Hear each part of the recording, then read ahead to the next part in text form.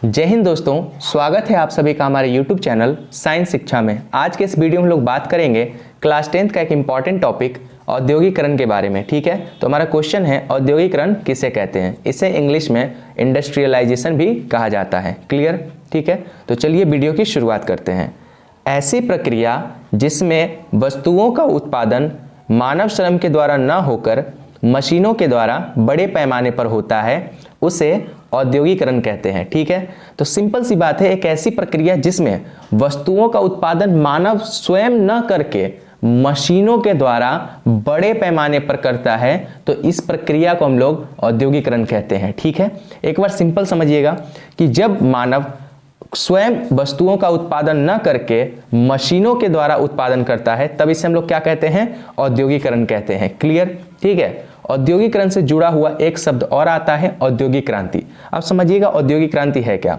ठीक है, तो ये जो पूरा परिवर्तन आया, चेंज आया समाज के अंदर कि वस्तुओं का उत्पादन मानव स्वयं अपने हाथों से न करके मशीनों के द्वारा बड़े पैमाने पर करेगा, तो ये जो बदलाव आया समाज के अंदर, इसी बदलाव को हम लोग क्या कहते हैं? औद्योगिक क्रांति कहते हैं। क्या कहते हैं? औद्योगिक क्रांति। तो औद्योगिक क्रांति का डेफिनेशन समझ लीजिएगा, एक ऐसा बदलाव, एक ऐसी क्रांति जिसमें वस्तुओं का उत्पादन मानव स्वयं न करके मशीनों के द्वारा बड़े पैमाने पर करता है, तो उस क्रांति को हम लोग क्या कहते हैं? औद्योगिक क्रांति कहते हैं। ठीक है, क्लियर?